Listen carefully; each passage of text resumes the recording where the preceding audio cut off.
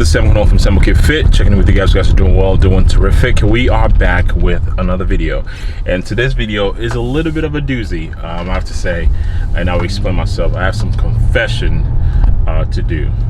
Massive confession. Yeah, and not really looking forward to it.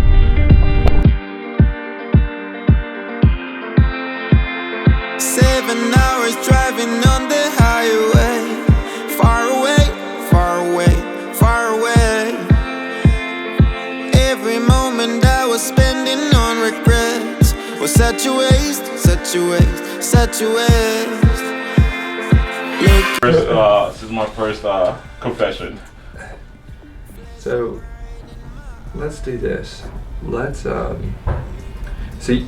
Just to confirm, no falls or spills or anything like that. No falls. So before, no weird twists or anything like that. It wasn't like I'm doing anything this specific, and just I heard. I mean, before. So I've been going ham on legs for a while. Sure. So even before it started happening, I planned on taking my resensitization phase and just like capping just any sort of like big compound movement, just like 4 weeks or so. So I mean, the first thing I noticed again, tendinitis. I haven't really done anything crazy like icing or anything like that. I'm just, rest. Okay. Well, let's roll that up for me. Thank you. Let's do this. Let's kind of experiment with it. Let's work one side with just general tissue work and see if it's responsive to care at all. Okay. So we're going to just literally tissue work. Gotcha. Then we'll stand you up, see if you do a squat, see if one side feels better than the other. Okay? Gotcha. Then we'll go from there. Sound good? Yep.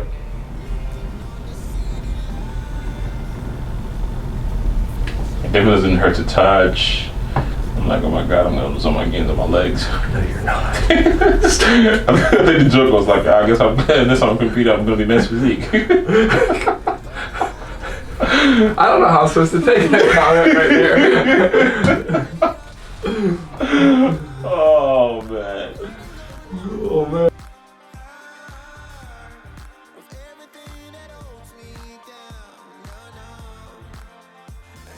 The wild thing is, I didn't know how impactful it will be not to train legs as hard. It's kind of fucking with me a little bit, not gonna lie. Yeah, it's a little mind fuck. Yeah. Like training upper body, it's just not fun for me. It's like, oh, upper body, cool, awesome. The challenge is not really there. Well, I'll say this too, from personal experience. When you're hurt or when something's limiting for you, it's almost, it grabs your attention. Yeah. So like you'll go into the gym and you'll do a back day. Yeah. Get a massive pump. Yeah. 20 minutes in, you're like, let me go test my legs. Yeah. Have you done that? Have you been watching me? No, I haven't. I've been on Instagram. But I went to the gym 2 days ago and I'm like, you know what? I'm training up a body. Let me just do leg extension. Yeah. Let me try to do leg press. Let me try. I put 2 plates on, I do like, nope. And it hurts? Yep. And guess what? Yep. The rest of the workout goes to crap. Oh my god. Luckily I finished training up a body before I started to give it a shot, and it was kind of demoralizing a little bit. I'm like, yeah, I mean it's.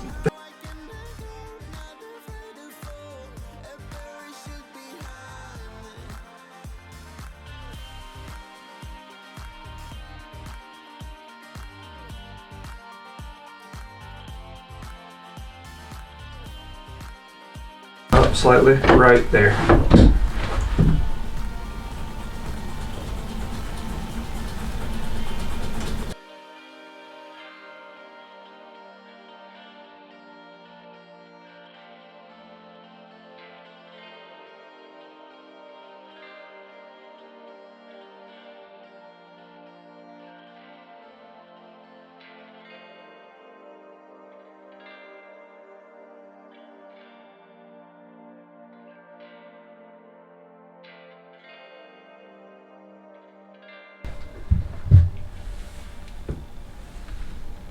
Better, same, worse? Same. Same? Same. Okay. No change in pain pattern? No. Okay. All right. Go face up again. You feel that like right through there, right? Yeah. Okay. Yeah. Okay.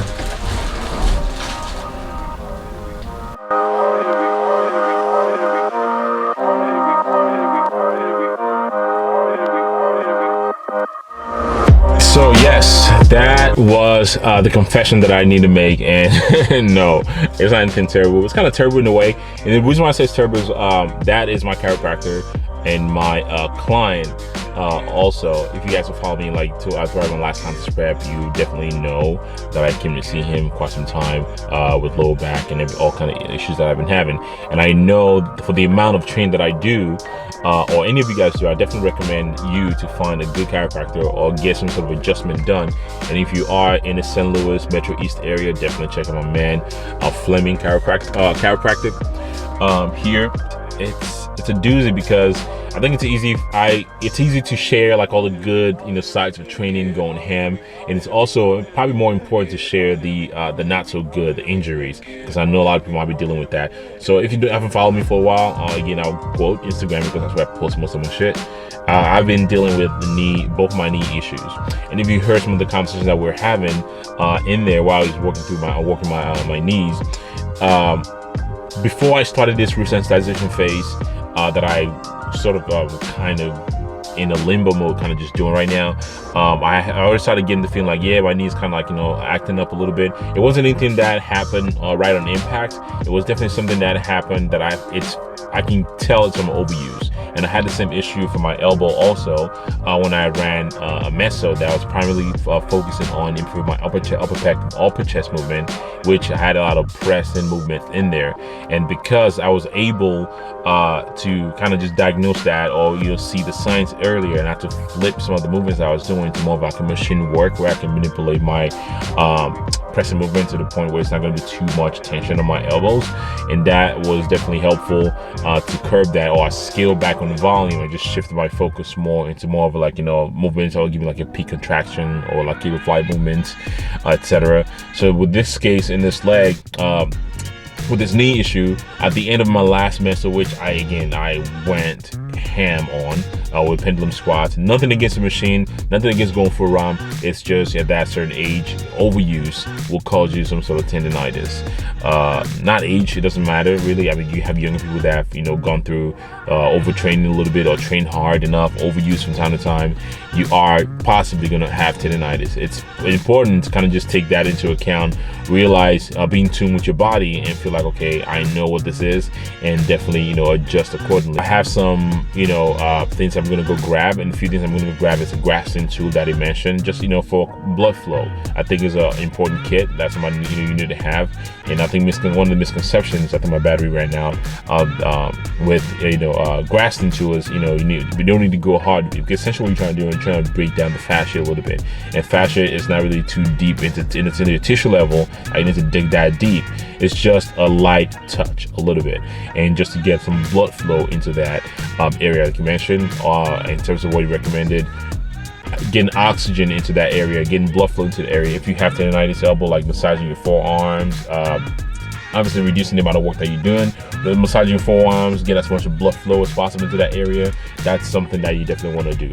So I'm going to run to the store right now and get some kinesiology tape, because I did ask about some KT tape, like how efficient that is, and he actually recommended that. Because I'm going to be slapping some KT tape on my knees, and I'm going to show you guys what how I rig that up together. Of course, I'm going to watch some YouTube on that, because again, YouTube is where you can find any and everything. And I'm going to rig that up later, and I'm going to be showing you guys, and I'm going to be wrapping up that video.